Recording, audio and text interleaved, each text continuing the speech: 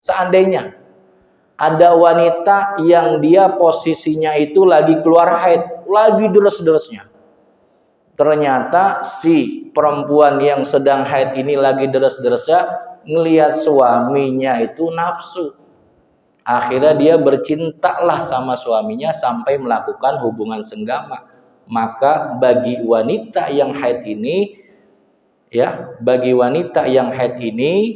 dia harus membayar denda sunnah, membayar denda. Berapa banyaknya denda yang dia keluarkan? 1 dinar. 1 dinar itu kalau misalnya digramkan itu 2 gram 2 gram emas Indonesia. 1 dinar emas digramkan itu sama kayak 2 gram emas Indonesia. Sekarang 1 gram itu emas itu kalau nggak salah 1 juta. Ke fakir miskin.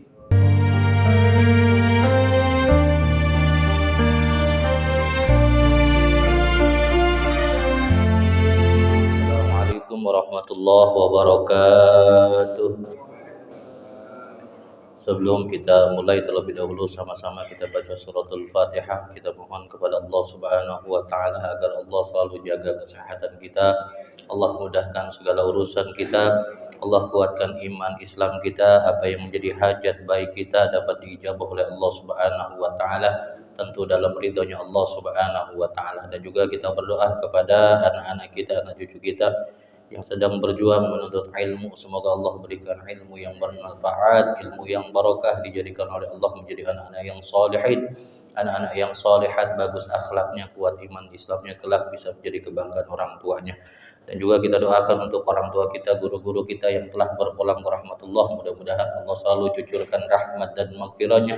Allah jadikan kuburnya raudhah min riyadil jannah. Yang sedang sakit, mudah-mudahan Allah angkat penyakitnya, Allah sembuhkan sebagaimana sedia kala dengan kesehatan yang sempurna. Ala hadhihi niyah wa ala kulli niyatin salihah wa ila hadratin Nabi Muhammadin Rasulillah sallallahu alaihi wasallam bi niyatil madhkur. Al-Fatihah. A'udzu billahi minasy syaithanir rajim. Bismillahirrahmanirrahim. Alhamdulillahi rabbil alamin.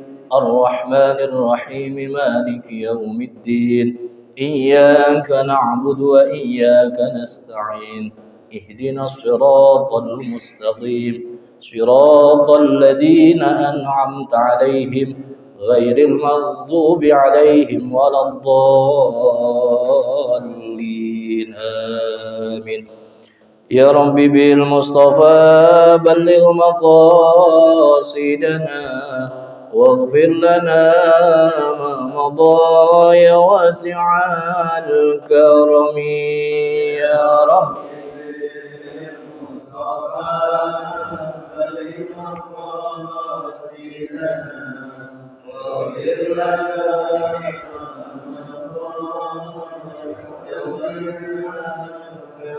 محمد سيد الكونين والثقلين والفريقين من عرب ومن عجم يا رب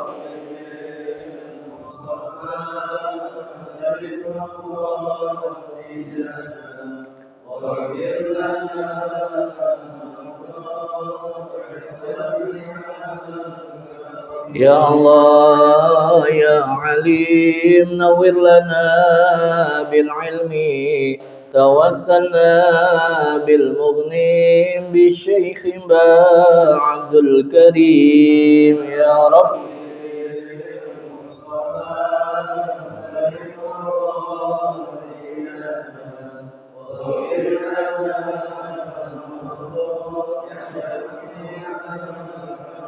يا الله يا ربي جد لنا بالرزق توسلنا بالمتقي بالشيخ مرزقي يا رب بلغ مقاصدنا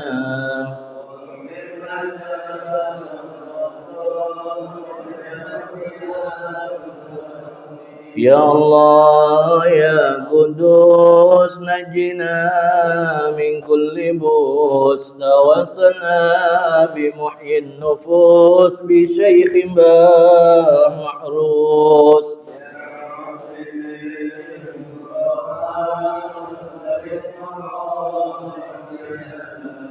waghfir lana ma ya wasi'al Allahumma salli wa sallim wa barik alaihi wa ala alihi.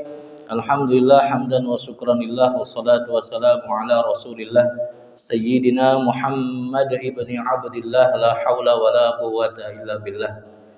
Pertama yang sama kami hormati Ketua DKM Masjid Hidayatul Rahman Al-Mukarram Al-Muhtaram Al-Ustadz Haji Ahmad Baidowi MSI beserta jajaran kepengurusan DKM. Kemudian yang sama kami hormati segenap para asatidah, wabil khusus yang sama kami hormati Ayahanda Al-Mukarram Ustadz Endang Jaya, Al-Mukarram Ustadz Ahmad Sayyidin MPDI, Ayahanda Ustadz Anjas Asmara, kemudian orang tua, para segenap sepuh, para bini sepuh yang hadir pada kesempatan malam hari ini. Ada Kong Haji Sadeli, Bapak Haji Suryadi, Bapak Haji Slamet, Ketua RT 04, Bapak Haji Warsito, Ketua RT 03, Bapak Nur Adnom atau yang mewakili Saudara Iqbal, dan segenap para jamaah yang hadir yang mohon maaf tidak kami sebutkan, wabil khusus jamaah di program Ayo Mengaji di channel YouTube Ayo Mengaji ataupun di jamaah di TikTok live streaming yang saya adakan di channel @hasbi.yallah4. Mudah-mudahan kita semoga semua diberikan kesehatan oleh Allah, keberkahan oleh Allah Subhanahu wa taala. Amin ya rabbal alamin.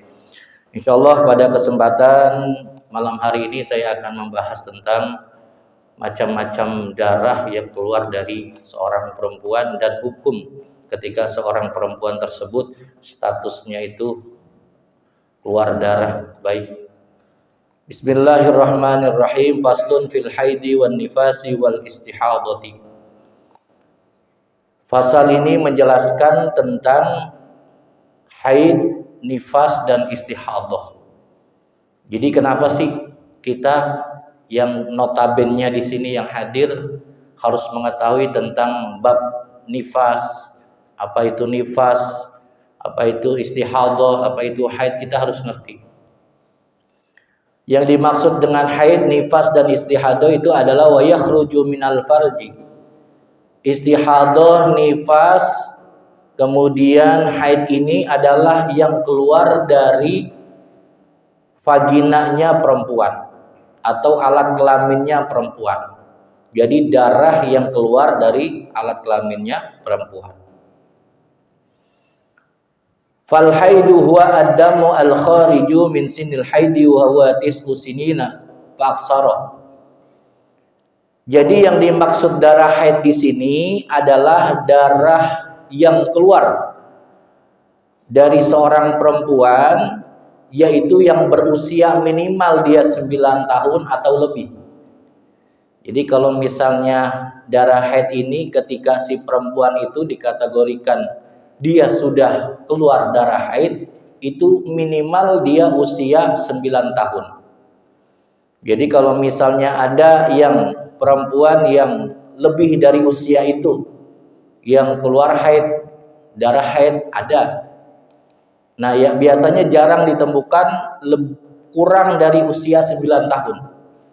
Mungkin kalau misalnya usianya kurang dari 9 tahun, mungkin hampir menyentuh usia 9 tahun dia keluar darah, ya bisa jadi ada tapi sedikit. Gitu.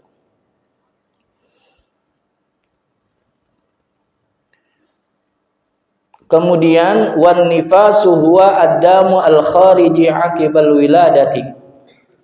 Dan nifas itu darah yang keluar setelah melahirkan. Jadi kalau misalnya haid itu keluar darah dari seorang perempuan yang dia itu minimal usianya itu 9 tahun atau lebih. Sedangkan nifas itu keluar darah setelah habis melahirkan. Jadi keluar darahnya itu setelah melahirkan namanya darah nifas. Kemudian wal istihadatu aidamuha huwa ad-damu al-khariju fi ghairi ayyamil haidi wan nifasi. Sedangkan yang dimaksud istihadah ialah darah yang keluar pada selainnya waktu darah haid keluar ataupun waktu darah nifas keluar. Artinya bukan di waktu darah haid, bukan di waktu darah nifas yang keluar. Itu termasuk darah istihadah. Apa itu darah istihadah? Darah yang keluar dari seorang perempuan yang perempuan tersebut itu dalam kondisi yang kurang sehat. Jadi biasanya itu karena penyakit, akhirnya dia keluar tuh darah. Nah itu yang disebut istihadah, darah kotor. Wa aqallul haidu zamanan yauman yaumun walailatin. Dan masa mulai darah haid itu lamanya itu ada yang 1 hari 1 malam, artinya 24 jam. Dia keluar haid masanya sampai 24 jam tuntas kelar tuh. Habis itu dia suci. Tapi umumnya darah haid itu keluarnya itu 6 hari sampai 7 hari. Nah, batas maksimal darah haid keluar itu maksimalnya itu 15 hari. Jadi andai kata dari 15 hari si perempuan itu keluar darah, maka darah yang di hari ke-16, ke-17 dan seterusnya itu adalah darah istihadah, darah kotor, di mana perempuan itu wajib bagi dia untuk melaksanakan ibadah. Jadi begitu. Kan ada tuh si perempuan lebih dari 15 hari masih keluar darah, itu istihadah. Jadi maksimal itu 15 hari, di luar dari itu termasuk istihadah. Jadi Bapak bisa menerka nih. Ya kalau Ustaz saya mah roman-romannya bini saya udah menopause, kagak ngerti gitu-gituan. Bapak punya anak perempuan atau punya mantu perempuan, kasih tahu modelan begitu. Ya. Nah, umumnya itu ada yang 6 hari ghaliban, ada yang 6 hari atau ada yang 7 hari. Kemudian wa aqallun nifasi lahdatan. Kemudian bagi nifas ini, tadi kan darah haid itu keluar itu lamanya ada yang 1 hari 1 malam 24 jam paling cepat, atau umumnya itu ada yang 6 hari 7 hari. Itu umumnya. Nah, sedangkan batas maksimalnya itu 15 hari. 15 hari dia masih keluar darah, itu masih dikategorikan darah haid. Lewat dari 15 hari itu dikategorikan darah istihadah. Kemudian wa aqallu nifas, sekarang kita ngebahas tentang nifas. Paling sedikit nifas itu wa aqallu nifasi lahdatan. Paling sedikit si perempuan yang habis melahirkan, yakni dia mengeluarkan darah yang disebut darah nifas, itu paling sedikit lahdatan, sekecerotan. Lahdo itu ya bahasa enaknya apa? Lahdotan. Kalau ini sekecerotan lah gitu, sedikit. Semprit, ya apalah bahasa. Lahdotan itu bahasanya sedikit lah. Lahdotan sekecerotan, kalau bahasa Jawanya tuh sekecerut gitu. Iya, sekecerotan. Paling sedikit, paling lama itu umumnya paling maksimal itu 60 hari. Jadi si perempuan ini paling maksimal 60 hari. Lewat dari 60 hari itu darah istihadah. Umumnya 40 hari kalau nifas. Jadi kita bisa menerka tuh, kayak waktu itu Pak RT nanya tuh, kalau misalnya perempuan yang dia lewat persalinan di sesar itu dia gimana? Kalau dia selama masih mengeluarkan darah, ya 40 hari umumnya. Kalau empang lebih dari 40 hari, semisal 50 hari, 55 hari, itu masih tergolong kategori darah nifas, di mana perempuan tersebut ketika dia keluar darah haid, darah nifas, ini dia tidak diperbolehkan untuk ibadah. Nanti dijelaskan selanjutnya. Jadi batas minimal si orang yang mengeluarkan darah nifas itu minimal umumnya itu 40 hari. Maksimal 60 hari itu batasannya. Iya. Iya, kalau yang disesar kita kan melihat normalnya begini. Kalau misalnya kita lihat batas minimal, batas maksimal. Kalau misalnya dia kan makanya kan kalau misalnya orang yang mengeluarkan darah secara habis melahirkan, ada yang mengatakan lahdotan, sekecrotan, keluar darah, pas begitu melahirkan kesononya enggak. Ada yang begitu. Ada yang 2 hari, ada yang 3 hari, ada yang 7 hari, ada yang 8 hari, itu dia suci, kesononya enggak keluar, itu dia suci. Jadi lihat minimal, paling lamanya umumnya, dan paling lama. Dari mulai dia sekecrotan, batas minimalnya umumnya itu 40 hari, maksimalnya 60 hari. Ini patokannya. Di antara lebih dari itu 60 hari gitu. 60 hari lebih dari 60 hari, maka si perempuan tersebut itu tergolong keluar darah yang namanya istihadah, darah kotor. Begitu. Ada yang 2 hari, ada yang 3 hari, kan macam-macam. Kan paling sedikit itu lahzah, sedikit.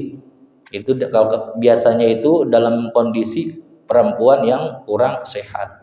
Pelaksanaan bersucinya, apakah dia mandi lagi, mandi seperti mandi 24 jam, 24 jam lailatan. Jadi selama 24 jam dia bersuci, apa namanya? Iya. Melewati batas. Iya. Dia langsung mandi. Langsung mandi. Boleh, langsung boleh ibadah. Jadi kalau misalnya dia semisal hari yang ke-61 masih keluar darah, dia tetap wajib mandi. Dan hari yang 61 itu dia udah boleh rutinitas ibadah lagi. Karena kan batas maksimalnya itu 60 hari. Lewat dari itu istihadah tuh darah itu. Gitu. Jadi bisa dipahami ini ya.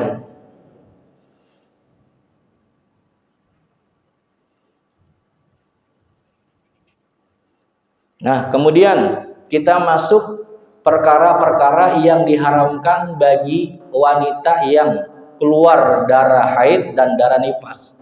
Kalau istihadah ini karena darah kotor, dia rutinitas seperti biasa.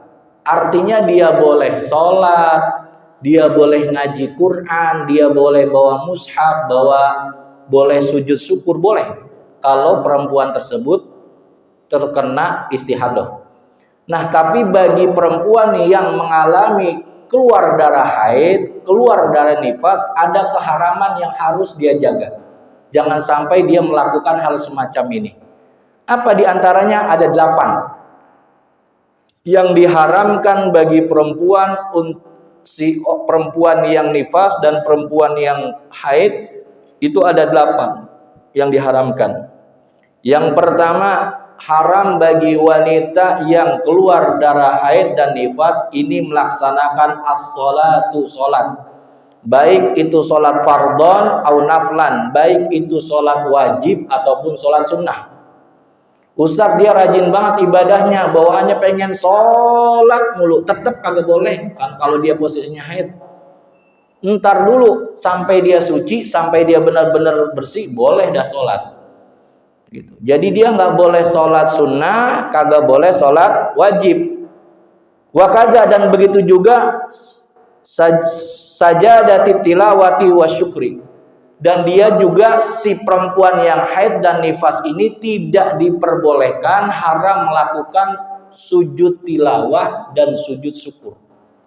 Gitu kan, kalau misalnya sujud tilawah itu kan biasanya sujud lupa di dalam sholat. Sujud syukur itu biasanya ketika Allah kasih surprise, kasih hadiah yang kita nggak sangka-sangka, akhirnya sujud syukur. Baca kalimat-kalimat tasbih, baca kalimat-kalimat thayyibah, ini yang nggak diperbolehkan bagi wanita yang haid dan nifas. Itu yang pertama. Kemudian Yang kedua, tidak diperbolehkan, hukumnya haram perempuan yang haid dan nifas adalah as-saumu, puasa. Fardon au naflan, baik itu puasa sunnah ataupun puasa wajib, tidak diperbolehkan nih. Jadi kalau misalnya ada perempuan yang haid dan nifas kemudian dia rajin banget ibadah puasanya, pas dia posisinya haid atau nifas, tetap dia tidak diperkenalkan, tidak diperbolehkan untuk berpuasa, baik itu puasa wajib ataupun puasa sunnah. Itu yang kedua.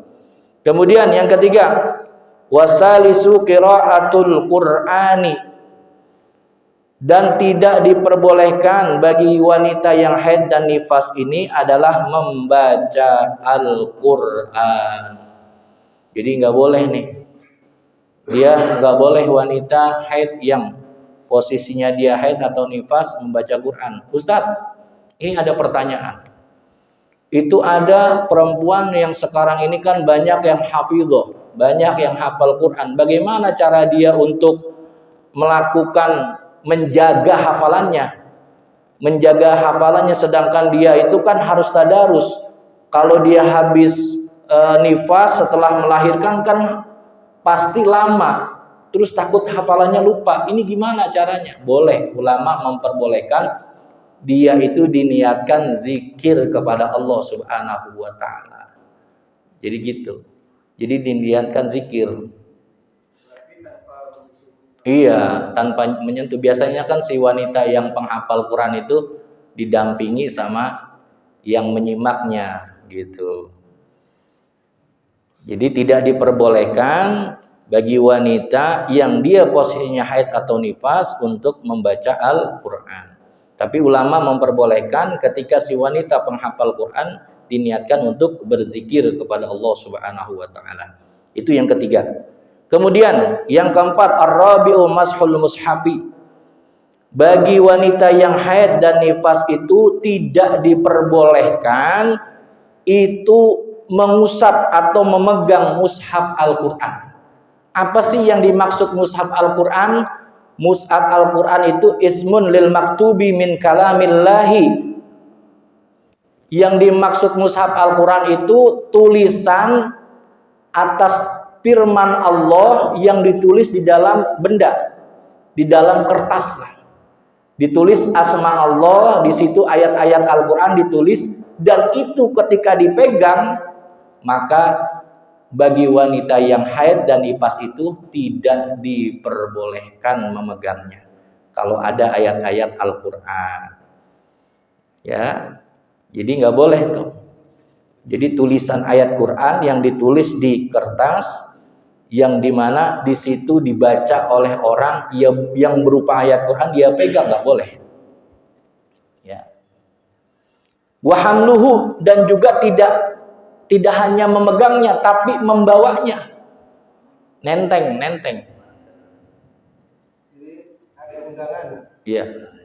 Kalau undangan kan ada perkataan bacaan Bismillahirrahmanirrahim. Iya. Ada yang pakai huruf Arab, Iya. ada yang pakai bahasa Indonesia. Barangkali kalau yang pakai bahasa Latin bisa dimaklumi ya. Iya. Tapi kadang-kadang ada pakai baca huruf Arab Bismillahnya. Nah, itu gimana kalau dia pegang itu gimana? Nah, ini dijelaskan. Yang dimaksud mushaf Al-Quran itu tanpa ada embel-embelnya huruf-huruf Latin. Lebih dominan mana tuh? Biasanya kan kita megang surat Yasin tuh di Majmus Syarif, biasanya tuh ada kan antara ayat Quran sama ada Latinnya. Itu lebih dominan banyakan Latin apa Arabnya. Yang di sini yang tidak diperbolehkan pure Al-Quran semua. Jadi tulisan asma-asma Al-Quran gitu. Itu yang tidak diperbolehkan. Tapi kalau misalnya di situ ada campuran, ya diperbolehkan. Ada tuh kayak cetakan Kementerian Agama yang ada terjemahan tuh. Itu bagi mereka yang wanita sedang haid, nifas, diperbolehkan memegangnya karena udah tercampur, tidak murni. Tapi yang Al-Quran murni, dia tidak diperbolehkan untuk memegangnya maupun dia membawanya.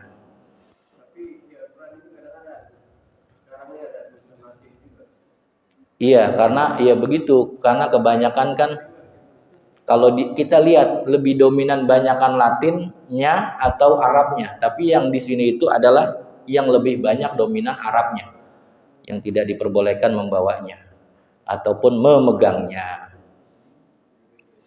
Wal khamisu, kemudian yang kelima, bagi wanita yang haid dan nifas adalah dia tidak diperbolehkan dukhulul masjidi, masuk ke dalam masjid, dikarenakan in khafa talwi'ahu, dikhawatirkan si orang yang haid dan nifas itu mengotori dalam masjid. Ustadz, timbul pertanyaan, sekarang kan ada tuh sekarang sistem softtek tuh, nyebut merek ya, pembalut, maaf nyebut tuh, itu pembalut, itu gimana? Boleh enggak? Kalau dulu mungkin ketika ngelibetnya itu seringkali nembus darah haid. Sekarang kan udah canggih pembalut yang benar-benar nggak bisa bocor. Kalau misalnya itu aman, itu dipersilakan dia masuk ke dalam masjid. Gitu. Tapi kalau misalnya dia melewati aja nggak boleh, melewati di dalam masjid. Tapi karena untuk memberikan keringanan bagi si wanita tersebut diperbolehkan. Kalau dia menetap di dalam masjidnya itu yang tidak diperbolehkan.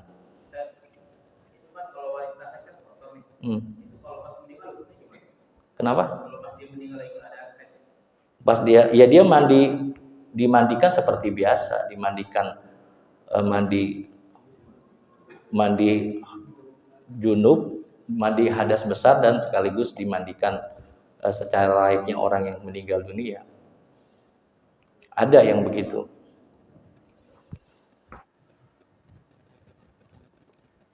Itu yang kelima.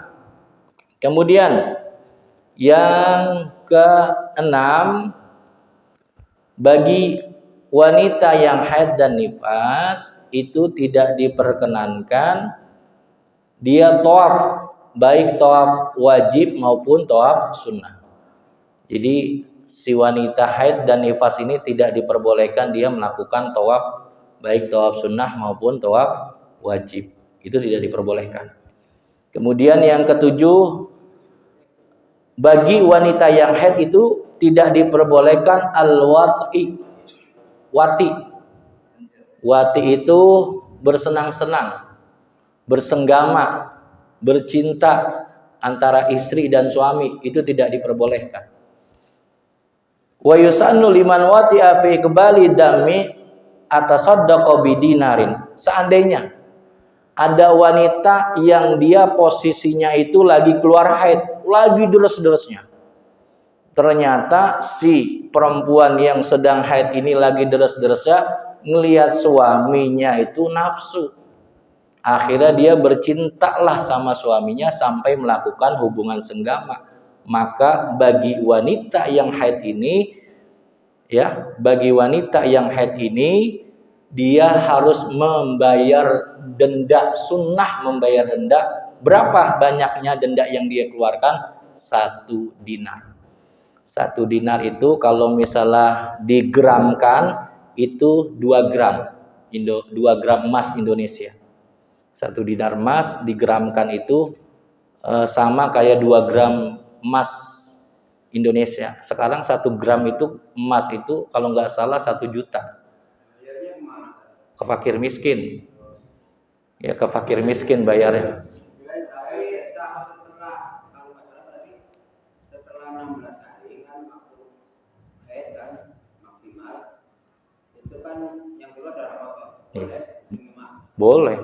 Boleh kita beri langsung kalau udah 16 hari masih keluar gitu. Ini makanya belajar ilmu gini kan pentingnya begitu, Pak RT.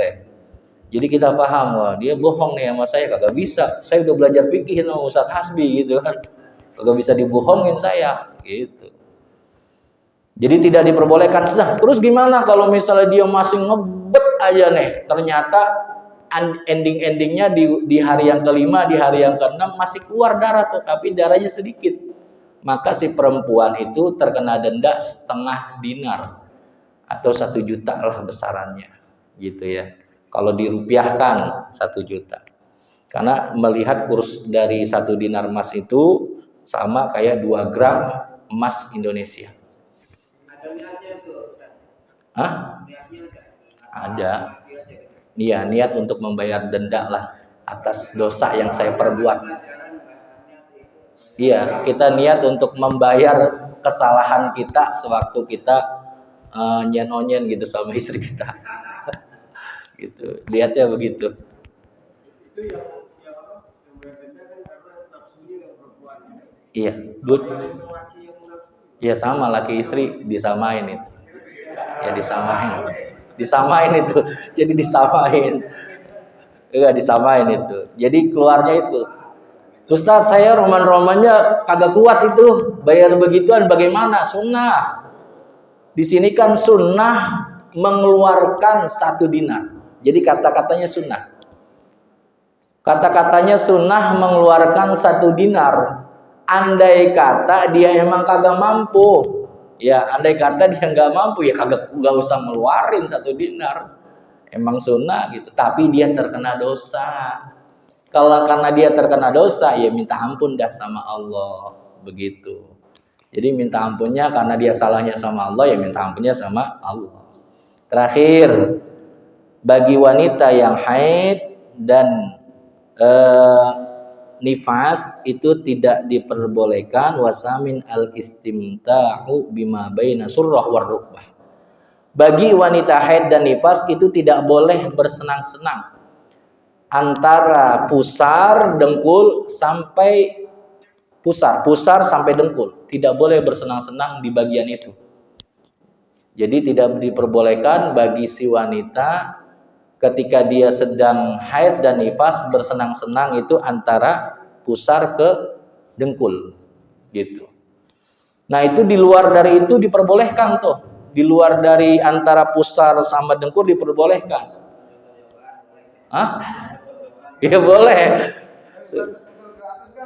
Iya nggak apa-apa. Pokoknya kita tahulah sesama orang dewasa. Ustaz, saya model dikempit aja, diketek, boleh gitu, boleh, nggak apa-apa. Yang penting gimana kayak caranya gitu, asal jangan antara pusar ke dengkul gitu. Di pintu kamar mandi, ya gitu. Jadi nggak apa-apa. Jadi kalau misalnya di luar antara itu tidak diperbolehkan, antara itu. Iya. Ujung-ujungnya besok kagak bangun lagi.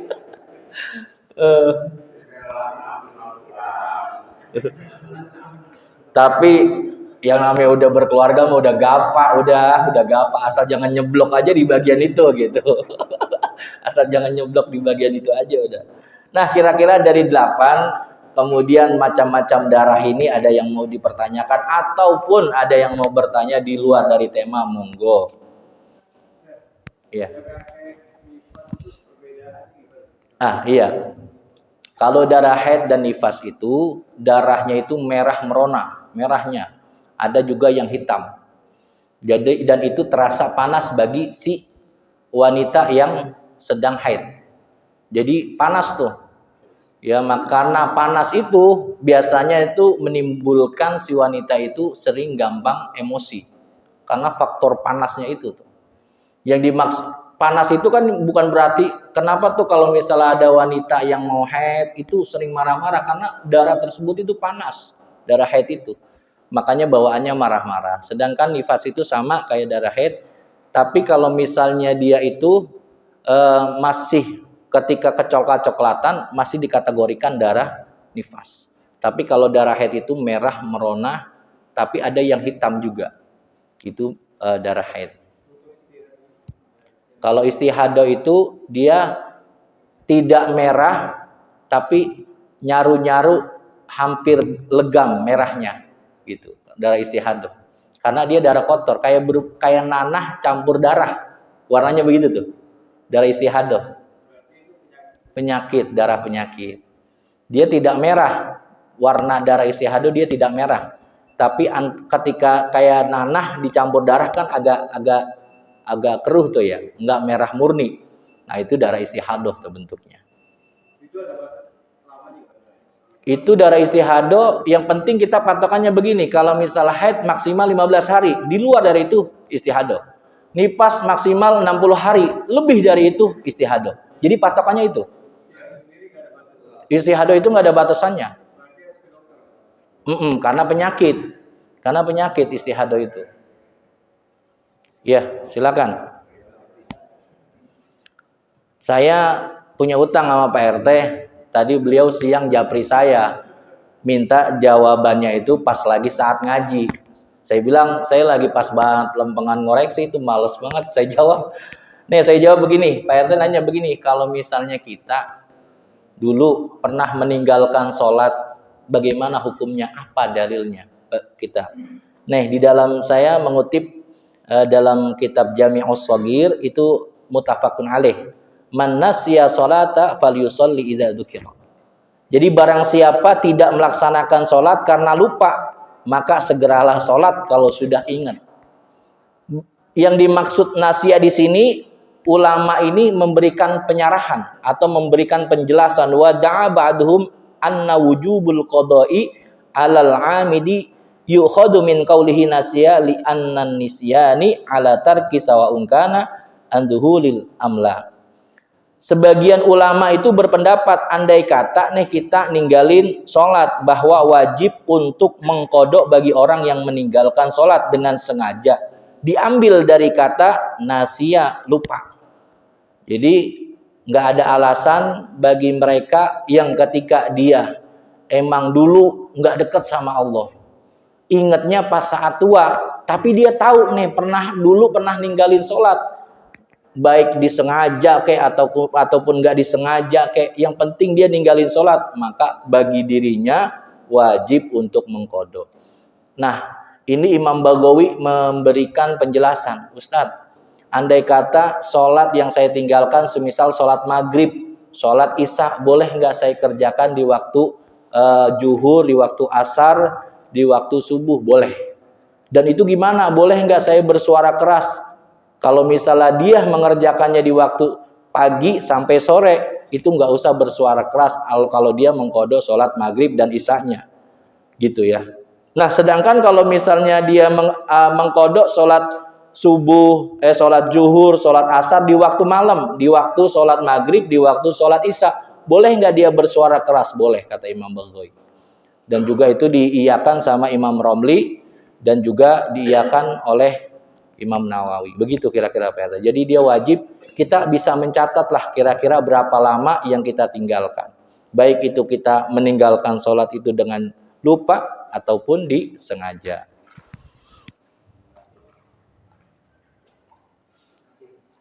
Ya, karena waktunya sudah masuk waktu azan Isya, kita tutup. Mudah-mudahan pertemuan ini mendapat keberkahan oleh Allah Subhanahu wa taala. Insyaallah besok pertemuan selanjutnya kita akan membahas tentang hukum sholat. Kurang lebihnya mohon maaf, kita tutup dengan pembacaan suratul Fatihah. Mudah-mudahan pertemuan ini mendapat berkah dan ridho dari Allah Subhanahu wa taala, dan ilmu yang kita dapat menjadi ilmu yang manfaat dan kita bisa terapkan di dalam kehidupan kita sehari-hari. Liridhaillah wa li syafaati Rasulillah biniyatil madhkur al-Fatihah. A'udzu billahi minasyaitonir rajim. Bismillahirrahmanirrahim. Alhamdulillahi rabbil alamin arrahmanir rahim maliki yaumiddin. Iyyaka na'budu wa iyyaka nasta'in ihdinas siratal mustaqim siratal ladzina an'amta 'alaihim ghairil maghdubi 'alaihim waladdallin. Amin. Terima kasih kepada teman-teman jamaah TikTok dan juga jamaah Hayo Mengaji. Mudah-mudahan kita semua diberikan kesehatan. Mohon pamit, mohon izin juga jamaah yang hadir pada malam hari ini di masjid. Kurang lebihnya mohon maaf. Wallahul muwaffiq ila aqwamit thoriq. Wassalamualaikum warahmatullahi wabarakatuh.